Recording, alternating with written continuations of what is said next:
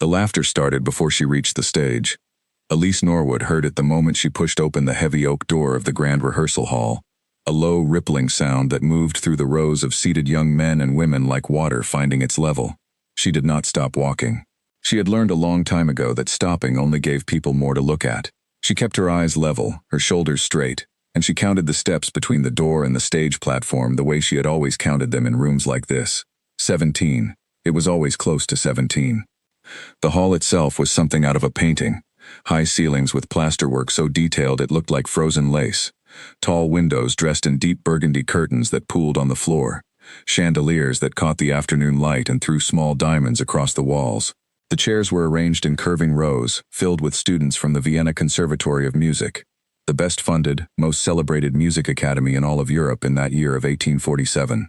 Their clothes alone cost more than Elise's family had earned in the last 3 winters combined. She was not supposed to be here. The girl who had been scheduled to perform that afternoon, a baron's daughter named Isabel, who had a fine, trained voice and a pair of white gloves she was never without, had taken ill that morning with a fever. The conservatory's head accompanist, a severe and bird-like woman named Mrs. Hartwell, had spent 2 hours searching for a suitable replacement before a junior instructor mentioned the name Elise Norwood. Mrs. Hartwell had looked at the instructor for a long moment, as though weighing something. Then she had sent a messenger. The messenger had found Elise in the practice room on the lowest floor of the building, a room with no windows, a cracked ceiling, and a piano that was missing 2 keys. She had been practicing there for 6 months, ever since the conservatory had offered her what it called a provisional placement, a category that existed, everyone understood, for students who had demonstrated enough ability to be worth observing, but not enough money or family name to be worth treating as real. She had a borrowed instrument case. The leather was worn through at the corners, and the latch on one side had been replaced with a length of twine tied into a knot that she had to work loose every time she opened it. She had tied it again before leaving the practice room. It held. The walk from the door to the stage was, as always, 17 steps. She was halfway there when the laughter reached its peak. It came from the front row, specifically from a cluster of young men arranged in the easy, loose posture of people who have never once worried about where they will sleep. The one in the center was the source. He was perhaps 26 years old, with the kind of face that had been handsome for so long it had begun to look bored by the fact. He wore a dark coat with silver buttons and held a pocket watch in one hand, not because he needed to know the time, but because it was the kind of object a man carried when he wanted people to understand that his time had value. He had leaned to the man beside him and said something, low, quick, with a small tilt of his head toward Elise, and the men around him had laughed. His name was Edmund Calloway. He was the second son of the Duke of Merston, which in practical terms meant that he had access to more money than he could ever spend, influence that opened every door in Vienna, and a deeply settled certainty that the world was arranged correctly, because it had arranged itself so comfortably around him. He did not look at Elise after the first glance. He looked at his pocket watch. She reached the stage. She set the case down on the small table beside the upright stand. She began to work the twine loose with her fingers. It had tightened during the walk, the humidity of the hall, the warmth of so many bodies. She worked at it steadily. The room had quieted slightly, the way a room quiets when it is waiting for something to go wrong so it can respond to it. The knot gave way. And then the latch, the remaining original latch on the other side, the one she trusted because it had never failed her, gave way too. The case dropped. It hit the stage floor and fell open, and the instrument inside, her father's old violin, slid halfway out and stopped, resting against the lip of the case. The bow rolled free and came to a gentle stop near the edge of the stage. The room did not laugh this time. It made something worse, a collective, held-breath sound, the sound of an audience watching a stumble and not yet sure if it is funny or terrible. Elise crouched down. She picked up the bow first, then settled the violin back into the case, then lifted both, and stood. Her face had not changed, not because she felt nothing. She felt everything. A hot and complicated wave of things she had been practicing not showing for most of her 22 years, but because the one skill no conservatory had ever needed to teach her was how to keep moving when a room wanted her to stop. She set the instrument on the stand. She looked at Mrs. Hartwell, who was seated at the piano to her left, watching her with an expression that was not pity and was not kindness, but was something more useful than both. Attention. Pure, professional attention. The look of a woman who had sat at many pianos in many halls and understood that the only thing that mattered now was what came out of Elise's throat. Elise gave her a small nod. Mrs. Hartwell placed her hands on the keys. Edmund Calloway, in the front row, lifted his pocket watch again. The silver caught the chandelier light. He glanced at it. He was the kind of man who had sat through dozens of these conservatory showcases, and they had all blurred together into a general impression of polished mediocrity and dutiful applause. He expected this one to last approximately 8 minutes before he could excuse himself.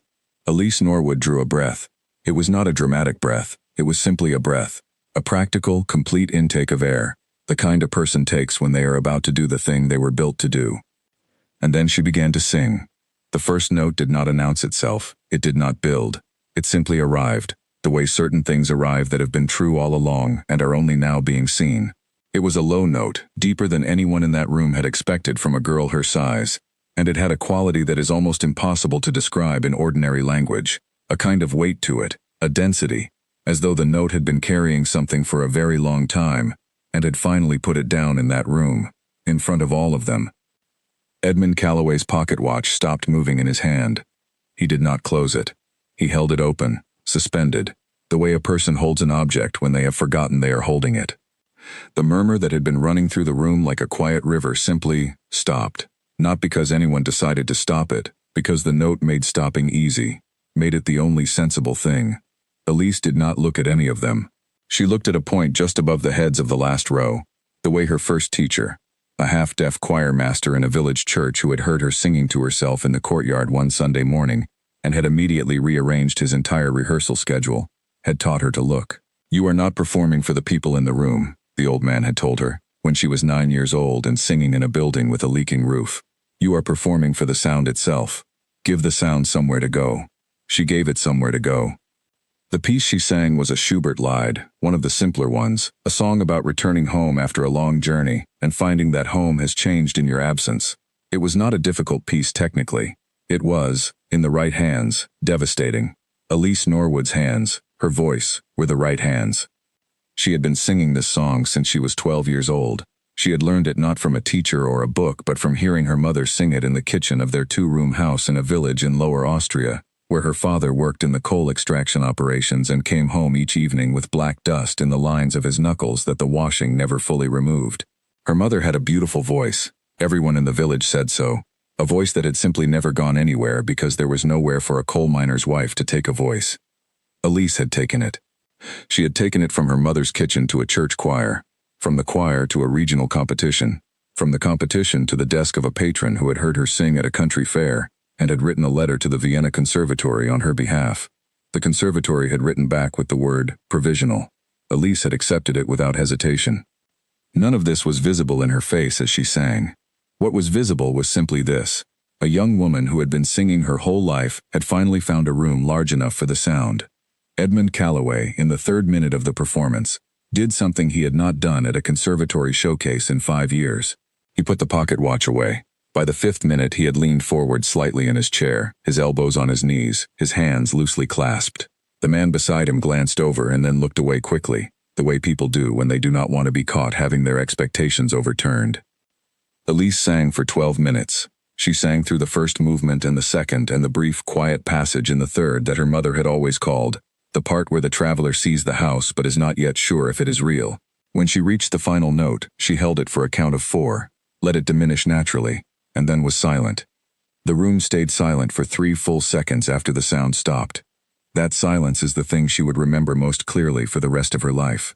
Not the applause that followed, and it did follow, genuinely, with a speed and volume that surprised several people who were giving it, but those 3 seconds when the room simply sat with what it had just heard, and could not immediately find words for it. Edmund Calloway did not applaud with his hands above his head the way several people did. He applauded with his hands at chest level, slowly, the way a person applauds when they are still working out what they have just witnessed. He did not take his eyes off her. Elise gathered her violin. She worked the twine back through the latch and tied the knot. She picked up the bow and settled it in its slot. She closed the case. She walked back across the stage, down the 3 steps to the floor, and along the edge of the room toward the door she had come in through. She did not look at Edmund Calloway. She did not need to. She had 17 steps to take, and she took them, and she pushed open the heavy oak door, and she walked out into the corridor, and she pressed her back against the cool stone wall outside the door, and she closed her eyes, and she let herself feel, just for a moment, just in the privacy of the empty corridor, the enormous and complicated thing that had just happened. She was still standing there, eyes closed, when the door opened again. She opened her eyes. Edmund Calloway was standing in the doorway. He was not looking at her with the expression she had expected, the polite, distant expression of a man discharging a social obligation. He was looking at her with an expression she had seen on very few faces in her life, the expression of someone who has just been made genuinely uncertain, who has just been shown a thing they could not have predicted, and does not yet know how to file it. He stepped into the corridor. The door swung shut behind him. The sound of the applause inside was muffled and then gone. For a moment, neither of them spoke. Then he said, "I don't know what to do with what I just heard." It was not an apology, it was not a compliment, it was simply the truth, and she could tell that he knew it, and she could tell that saying it had cost him something. Not much, perhaps, but something. She looked at him for a long moment. She thought about 17 steps and a borrowed case and a latch made of twine. She thought about 3 seconds of silence from a room that had laughed before she opened her mouth. She said, "Neither do I. Not yet." And then she picked up her case and walked down the corridor, toward the stairs that led to the practice room with no windows, where the piano was missing 2 keys, and where she would spend the next hour playing the piece again from the beginning, alone, because that was what she always did after a performance. She went back to the beginning, to make sure she still knew where she had come from. Edmund Calloway stood in the corridor and watched her go. He stood there for longer than he would later admit. He was, for the first time in a very long while, not sure what came next. And that uncertainty, which should have been uncomfortable, felt, against all reason, like the beginning of something. It was. He just did not know it yet. Edmund Calloway did not sleep well that night. This was unusual for him. He was not a man given to sleeplessness. He had always possessed a kind of efficient relationship with rest.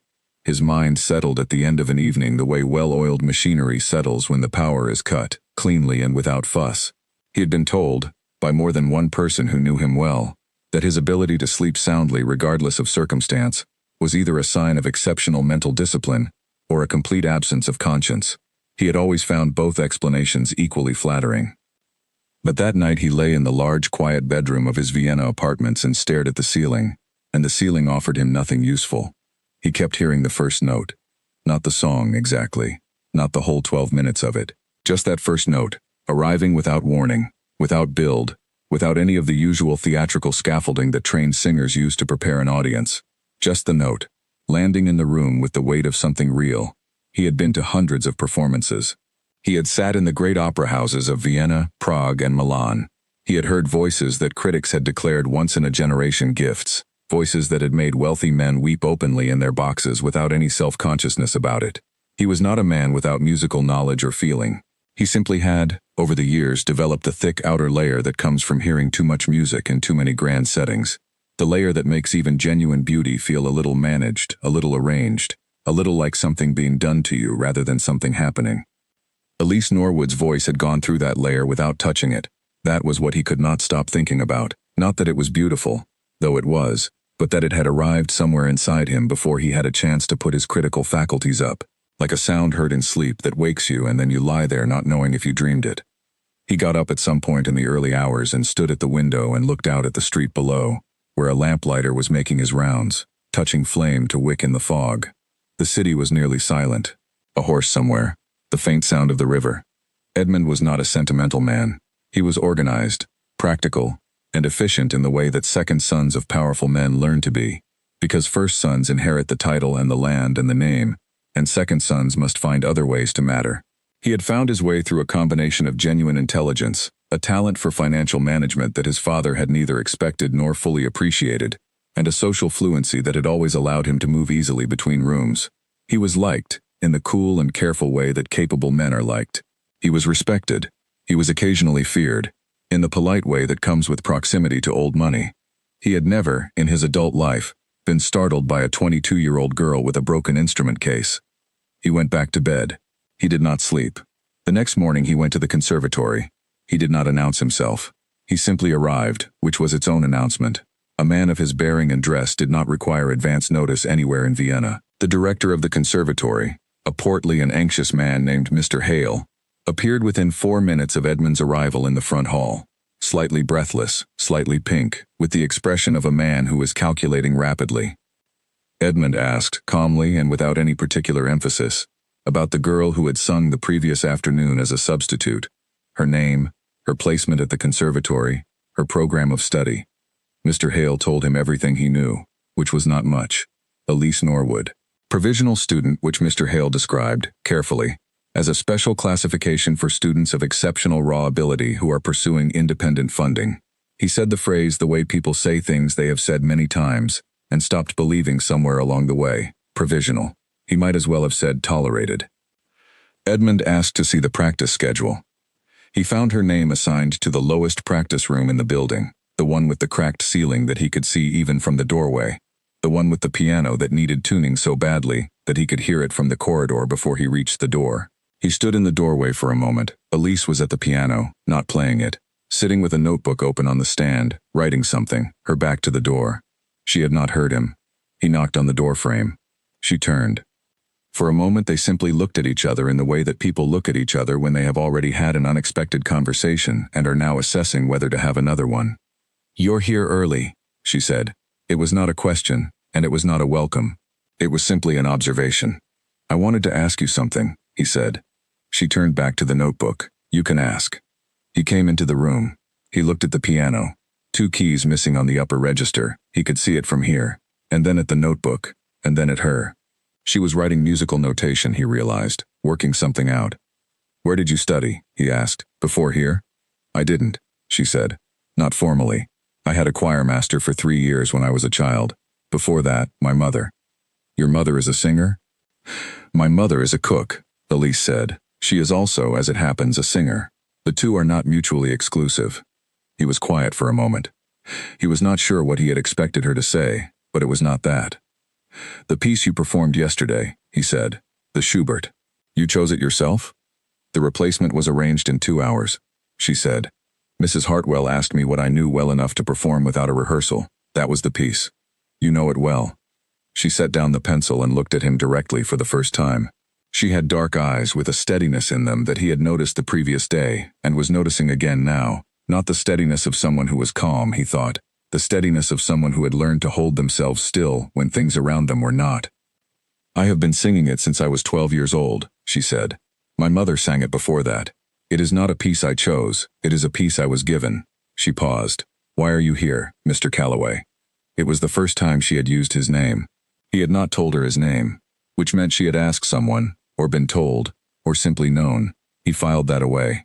"I would like to hear you sing again," he said. She looked at him for a long moment.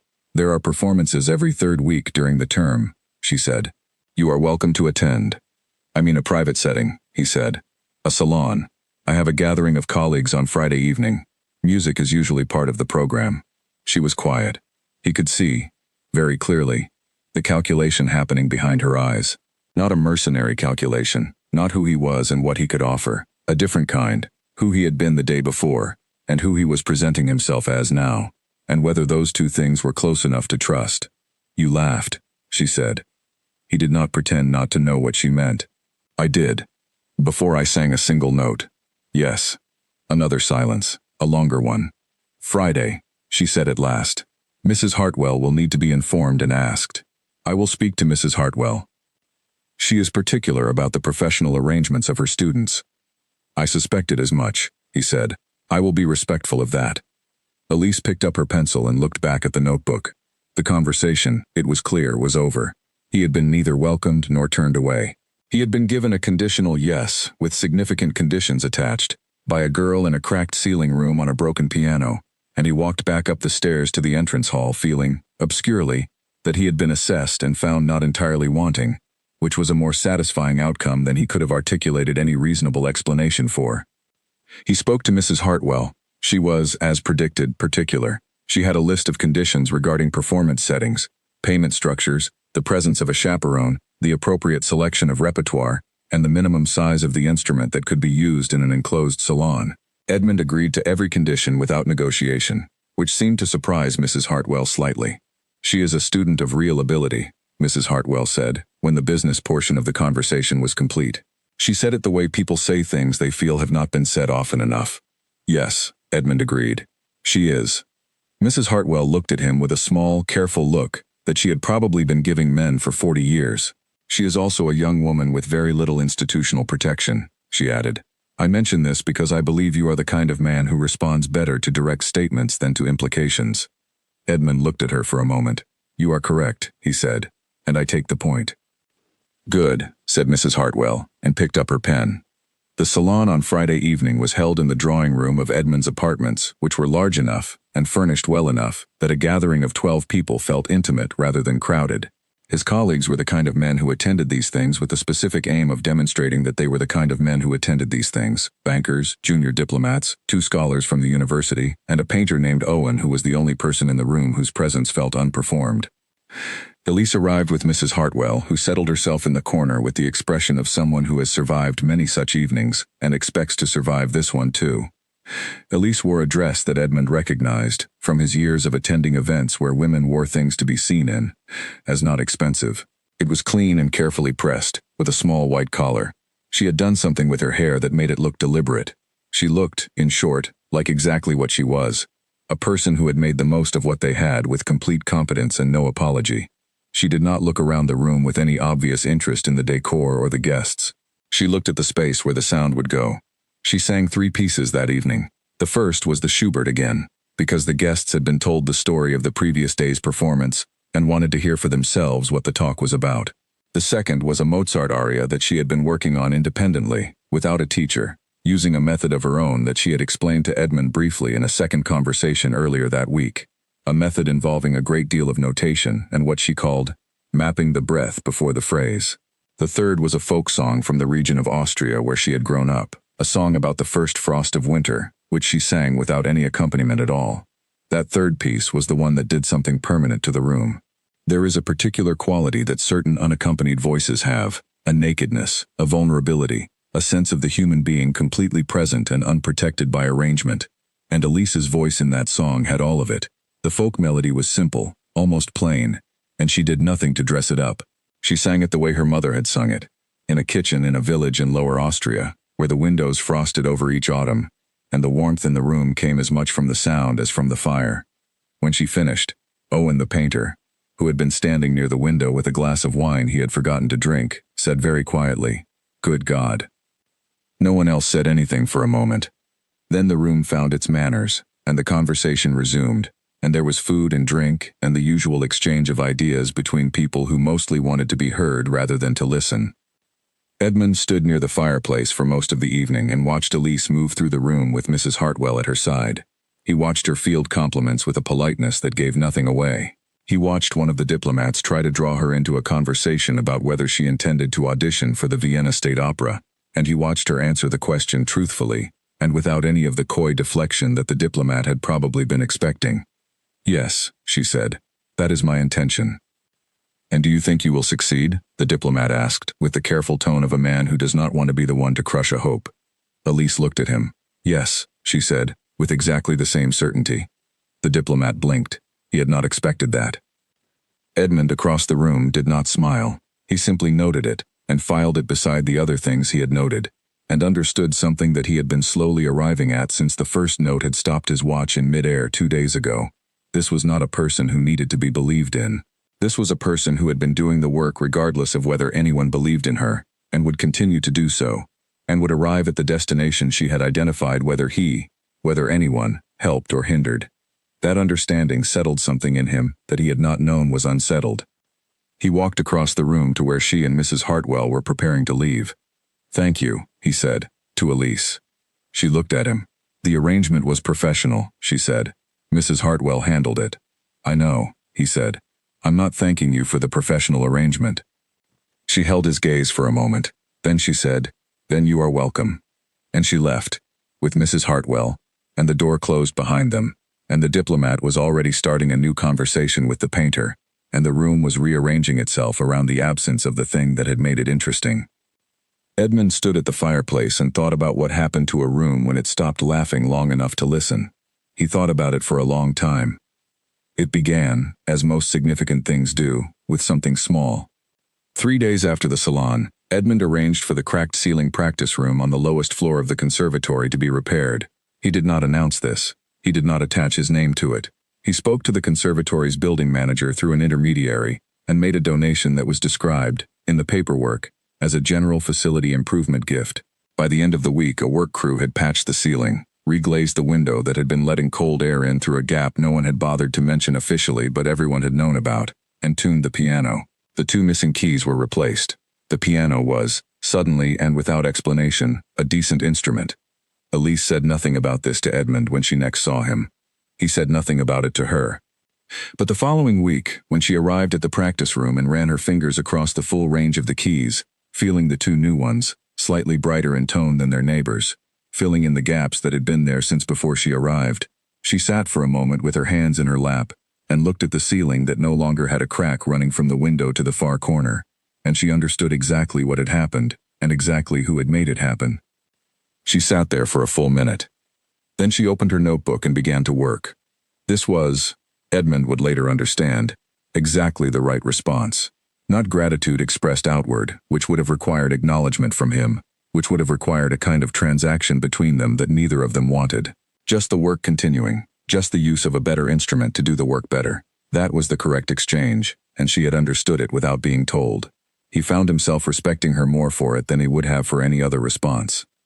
Over the following weeks he found reasons, some constructed, some genuine, to be present at the conservatory. He attended the bi-weekly student performances, which he had not done since an obligatory visit several years prior when his father had been considering a donation. He sat through pieces by students whose technique was correct and whose passion was theoretical, and whose performances were, collectively, the musical equivalent of a polished surface with nothing underneath.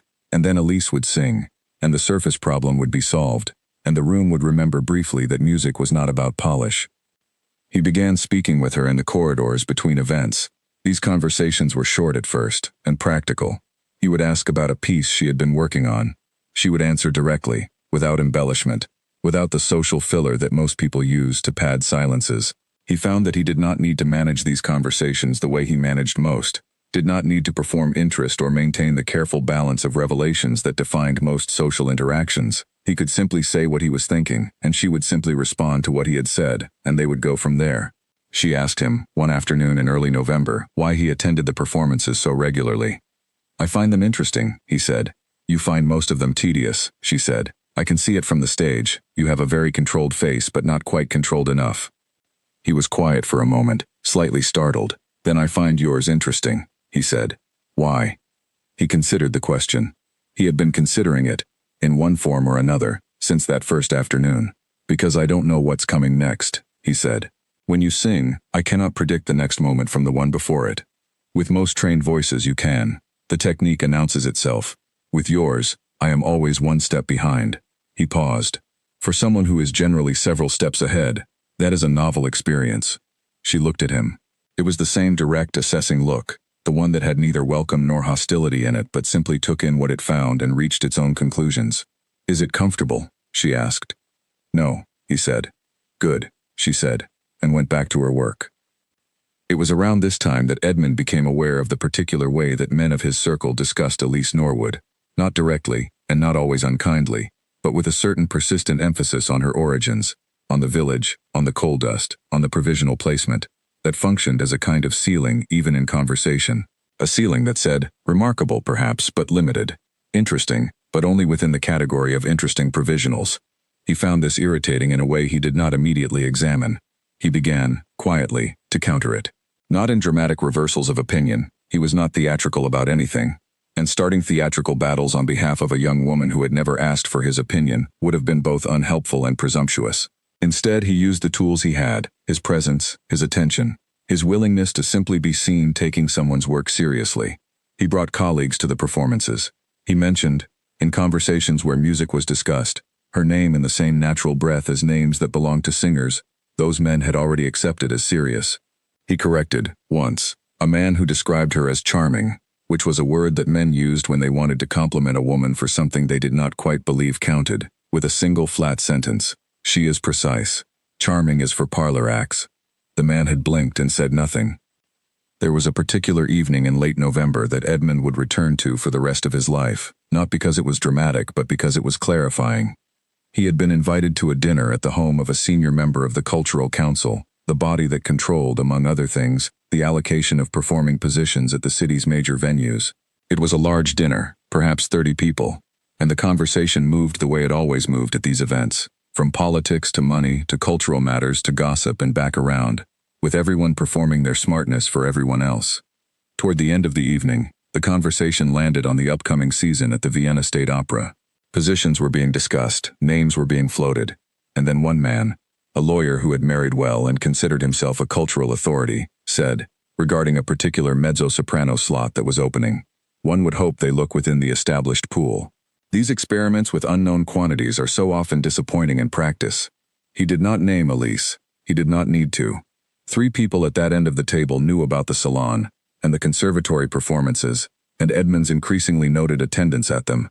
Edmund set down his glass. "The established pool," he said, in the quiet tone that people who knew him well recognized as the one that preceded something sharp, "is how we have arrived at 3 consecutive seasons at the Opera House that could not fill seats for the final performances. The audience is not disappointing. The programming is." The table had gone slightly still.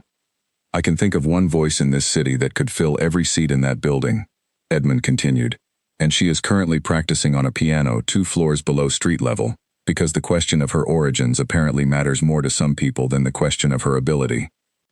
The silence that followed was the comfortable kind that is not actually comfortable. The lawyer smiled thinly. "You've become quite the advocate," he said, with the careful implication that advocacy of this kind said something about Edmund that perhaps it should not. "I've become quite the listener," Edmund said. "I recommend it." He did not storm out. He finished his wine, had a brief and entirely cordial conversation with the host's wife about a poetry collection she had mentioned, and left at a socially reasonable hour.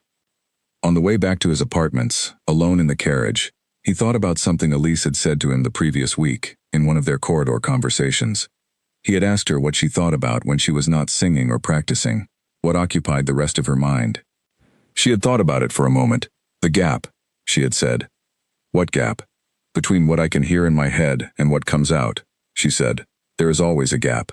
I am always trying to close it. I have been trying to close it since I was 4 years old." She paused. "I don't think it ever closes completely, but you get closer. You spend your whole life getting closer." He had found this, at the time, simply interesting, the specific language of a specific discipline, but in the carriage that night it felt like something else. It felt like a description he could apply to something in himself that he had never managed to name. He had spent his whole adult life being competent and capable and liked and occasionally feared. He had done all the things a second son of a duke was supposed to do, and several things beyond that. He was by any external measure a success, and there had always been, somewhere underneath all of that, a gap, a distance between the person he presented to rooms and the person who lay awake some nights, the one who had put his watch away because a girl in a borrowed dress had sung a song about going home. He had been trying to close it for years without knowing what it was called. She had given him the word for it. He looked out the window at the lamplit streets of Vienna and understood, with the quiet certainty of a man who was not given to self-delusion, that what was happening between Elise Norwood and himself was not a simple matter of patronage or professional interest. It was something he did not have a clean word for yet, and he was not going to reach for a word prematurely. He was, above all things, a patient man. He would wait for the word to arrive. He would, in the meantime, simply do the things that needed doing. The letter from the Vienna State Opera arrived on a Tuesday morning in the first week of December. It was addressed to Elise Norwood, care of the Vienna Conservatory of Music, and it was written on the Opera House's formal stationery, heavy cream paper, the crest embossed at the top in dark ink. The letter informed her that the administration of the Opera House was aware of her work and would be pleased to invite her to a formal audition for the spring season's mezzo-soprano roster. Mrs. Hartwell found Elise in the corridor between practice sessions and put the letter in her hand without preamble. "Read it now," she said. "I will wait." Elise read it. She read it again. She folded it carefully along its original creases and held it in both hands. "Well," said Mrs. Hartwell. "When is the audition?" Elise said. "The 15th of January. That is 5 weeks." "Yes."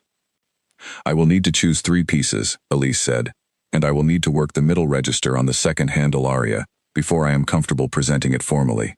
"Yes," said Mrs. Hartwell, "you will." "Then I should go back to the practice room," Elise said. And she went. She did not tell Edmund about the letter until the following day, when he came to the conservatory for a scheduled meeting with the director about a larger donation he had been arranging. Not a targeted one, not one attached to anyone's name, but a general fund for the support of students in provisional placements. which the director had accepted with gratitude, and a careful lack of questions about the motivation. Edmund was leaving the director's office when he passed Elise in the corridor. "I have an audition," she said, without greeting. He stopped. "When?" "January 15th, the Opera House." He looked at her. He was quiet for a moment, not because he did not know what to say, but because what he wanted to say was several things at once and he needed to select the right one. "You will need a full accompanist for the preparation period," he said. "Mrs. Hartwell cannot give you the hours you will need." "I know," she said. "I am working on that problem. I can arrange it." She looked at him. The same assessing look. "That is a significant arrangement." "It is a straightforward one," he said. "I know 3 accompanists in this city. One of them is excellent. I will contact her today." Elise was quiet for a moment. "Why?" she said. "Not the practical why, the real one." He thought about the word he had been waiting for, in the carriage, looking out at the lamp-lit streets. He thought about the gap. "Because I have sat in enough rooms to know what is rare," he said. "And I have wasted enough time pretending that the arrangement of those rooms is natural or fixed or correct." He paused. "And because I laughed before you sang a note, and I would like to spend some portion of what remains of my better judgment doing something other than that." She looked at him for a long moment. "That is a good reason," she said. "I thought so." "The accompanist," she said. "Is she reliable in a high-pressure setting?" "She played for Liszt twice," he said. She found him somewhat underwhelming. The corner of Elise's mouth moved in a way that was the closest he had ever seen her come to open amusement. "I will meet with her," she said. "Good," he said. "Edmund," she said. It was the first time she had used his first name. He noted it the way he noted everything about her, precisely, and without making anything of it immediately, storing it alongside everything else he had been gathering. "I am aware of the things you have done," she said. "The ceiling, the piano, the salon. The conversation you had at Alderman Forsyth's dinner, which has been discussed by 3 separate people this week." She paused. "I have not said anything, because saying something would make it into a different kind of thing than it is." "Yes," he said. "That's right. But I am aware." "I know," he said. She nodded once, a small, definitive movement, and walked down the corridor toward the stairs. He watched her go, and thought about all the rooms she had ever walked into, and the 17 steps she had always counted, and the sound that arrived before anyone was ready for it. The accompanist he arranged was a Polish woman named Clara Barr, who had indeed played for Liszt and had found him, as Edmund reported, somewhat underwhelming. She came to the conservatory the following Monday and sat through Elise's run of the first piece for exactly 9 bars before stopping her. "Your breath is misplaced in the 3rd phrase," Clara said. "You are breathing where it is comfortable, not where it is correct. Do it again." Elise did it again. "Better," Clara said. "Again." This continued for 2 hours. Clara Barr was not gentle, and was not encouraging, and did not compliment anything that was merely adequate. At the end of the session she packed up her things with the efficiency of a woman who has somewhere better to be, and said, at the door, "You will be ready. But the 5th week you will want to stop working as hard because you will feel prepared. Do not stop. That is always the week that matters." Elise said she understood. Clara left. Elise sat alone in the practice room, the one with the repaired ceiling, the fixed window, the piano with its full set of keys, and played through the opening of the first piece very slowly, feeling each note land, feeling the breath come where it was correct rather than where it was comfortable. She thought about the gap, about spending a life closing it. She played until the light through the newly glazed window changed from afternoon to evening, and then she gathered her things and tied the twine through the latch of her case and went upstairs. Edmund was not in the building. She had not expected him to be. He was not the kind of man who hovered. He had made his arrangements and stepped back to the appropriate distance and was, she understood, simply present, available, steady in the way that walls are steady. She had spent most of her life running into things that were not steady, and she was still learning the vocabulary of the other kind. She walked home through the early December cold, her breath making small clouds in the lamplight, her case firm in her hand. She did not count anything. She was simply walking. On the 14th of January, the night before the audition, Elise could not sleep. This was not unusual. She had not been able to sleep the night before any significant performance in her life. She had learned to treat insomnia not as a problem to be solved but as information, her body preparing, running through things, checking and rechecking in the dark the way a traveler checks their bag the night before a long journey. She lay in the narrow bed of the small room she rented from a tailor's widow 3 streets from the conservatory, and she looked at the ceiling, and she listened to the city. She thought about her mother. Her mother had sent a letter the previous week, written in the careful, effortful handwriting of a woman who had taught herself to read and write with no formal instruction, using spelling that was approximate in places and all the more correct for being her own. The letter said that her father's hands were worse this winter. The cold got into them differently now. It said that the youngest sister had grown 3 inches since summer and would need new boots. It said that a woman in the village had heard, from someone who had heard from someone, that Elise was to sing at the city opera, and that this had caused a general stir that her mother described, with characteristic understatement, as some excitement. At the bottom of the letter, in the margin, her mother had written, "I always heard it in you, even before you knew it yourself." Elise had read this line several times, and then folded the letter and put it in the inside pocket of her coat, where she kept things she needed to be able to reach. At 6 in the morning she got up. She dressed carefully. She ate a small meal, not more than she needed, not less. She tied the twine through the latch of the instrument case and tested it, firm. She walked to the conservatory to collect Mrs. Hartwell, who was waiting in the entrance hall, already dressed and carrying her own bag with the compressed energy of a woman who had been waiting for this particular morning for several months. They took a carriage to the opera house. The Vienna State Opera was, from the outside, a building that made a very clear statement about what happened inside it. The statement was essentially, what happens in here is important, and has been important for a long time and will be important after you are gone. Elise had walked past it many times and had always looked at it the way she looked at rooms she was about to enter, directly, without flinching, counting the distance. She went inside. The audition committee was seated in the first 3 rows of the main hall. 6 people, including the principal conductor, 2 of the senior vocal directors, a woman whose title Elise did not catch, and 2 men she did not recognize. They were the kind of people who had heard everything and showed it on their faces in the same way that overcast skies show it, not stormy, not bright, just consistently prepared for whatever came. The hall was, of course, enormous. She had sung in the rehearsal hall at the conservatory, which seated perhaps 150 people. She had sung in Mrs. Hartwell's studio, which seated 12. She had sung in the tailor's widow's parlor once, on Christmas Eve, for an audience of 4 elderly women and a cat. She had never sung in a space like this. She stood at the center of the stage and looked out at the empty seats, row upon row of red velvet stretching back into the dimness, 3 tiers of boxes rising on either side, the ceiling so high that the light at the top of it was a different quality than the light where she was standing. The 6 members of the committee were the only people present, and in this space they looked very small and very far away. The principal conductor, a thin man with silver hair and an accent she placed as Hungarian, looked at her over the top of a folder. "Whenever you are ready," he said. Clara Barr, who had agreed to accompany the audition, was at the piano to the left of the stage. She gave Elise exactly the look she had given her in the practice room on the first day.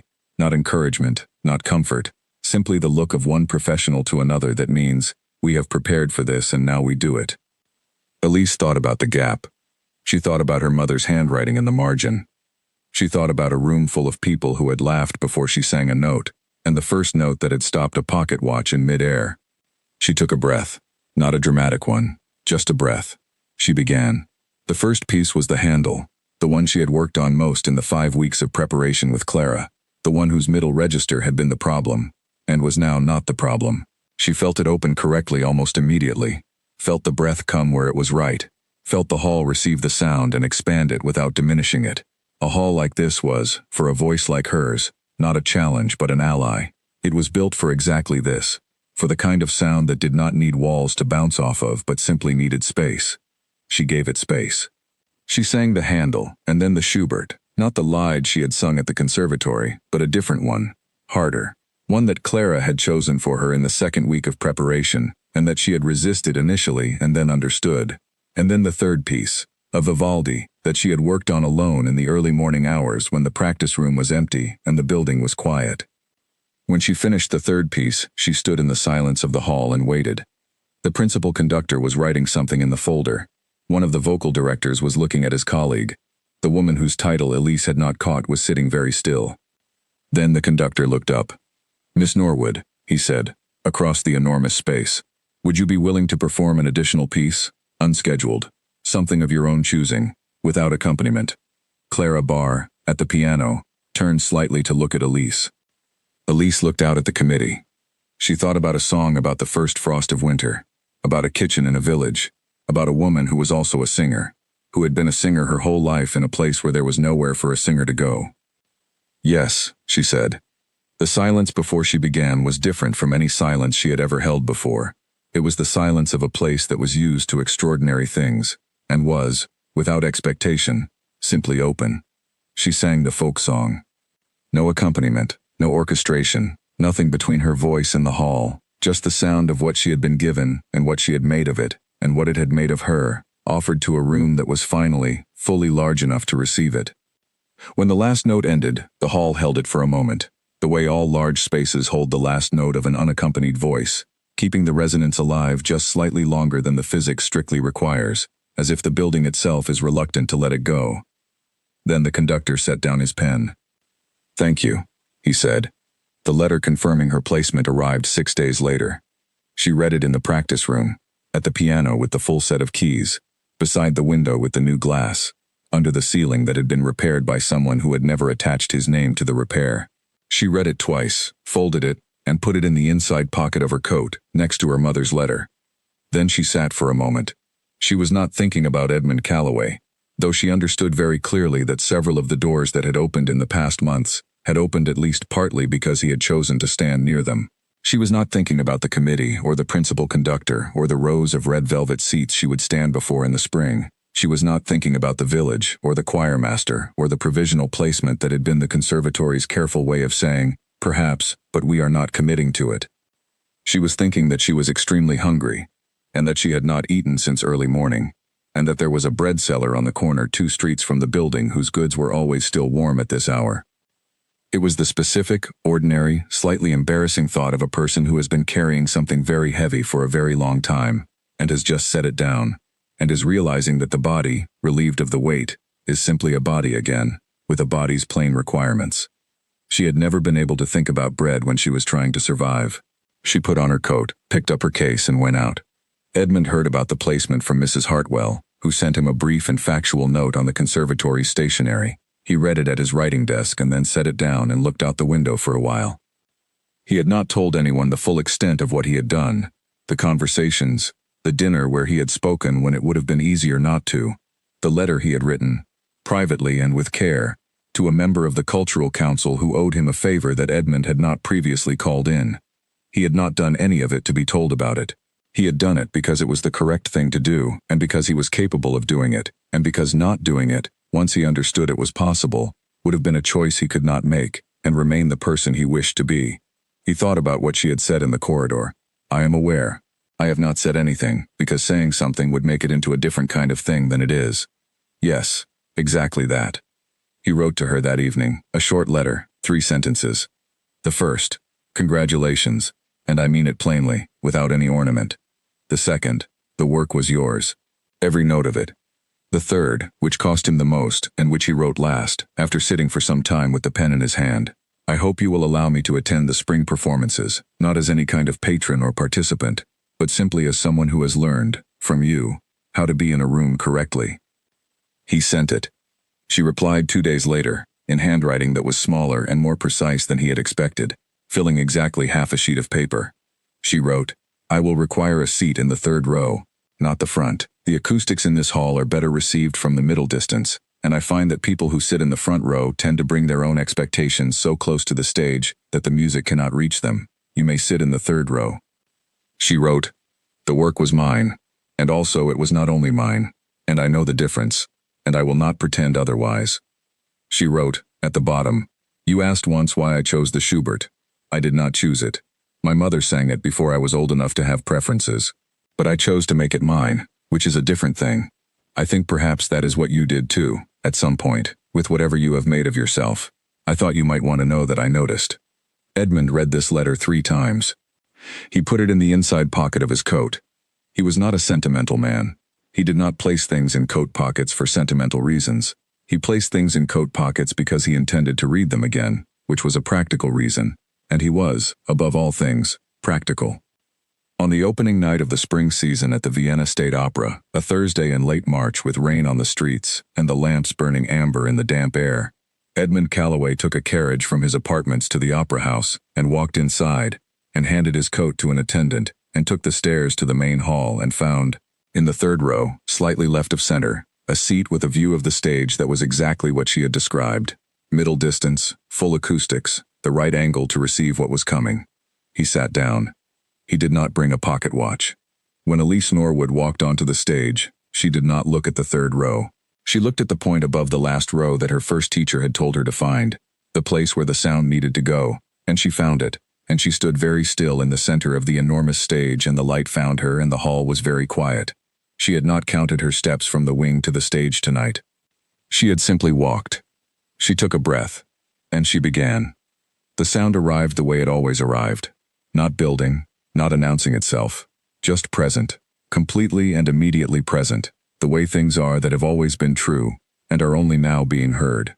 It moved through the hall and up into the high reaches of the ceiling and settled into the red velvet of the upper tiers, and reached the people in the front row who had brought their expectations too close, and reached the people in the back row who had arrived late and were still finding their seats, and reached the third row, slightly left of center, where a man who had once laughed before she opened her mouth sat with his hands loosely in his lap and his eyes on the stage and did not move, and did not check a watch that was not there, and did not predict what came next, and did not want to.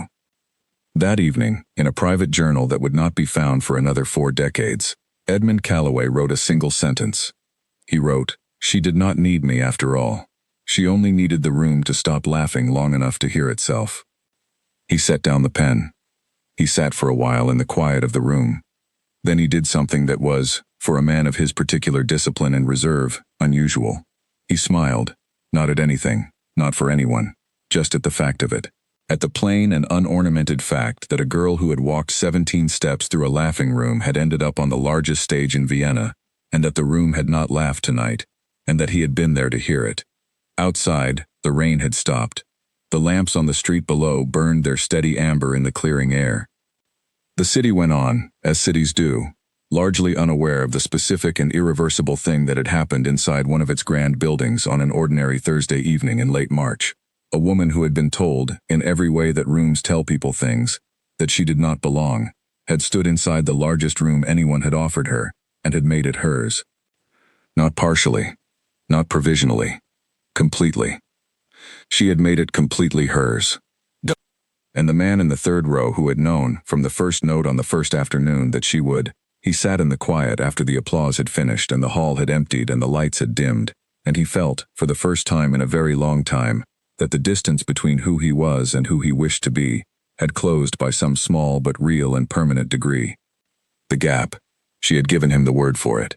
He thought that was the most valuable thing anyone had ever given him, and he thought it quietly, without drama, and went home through the lamplit streets of Vienna carrying it in his coat pocket, next to her letter, next to the plain and unornamented truth of it.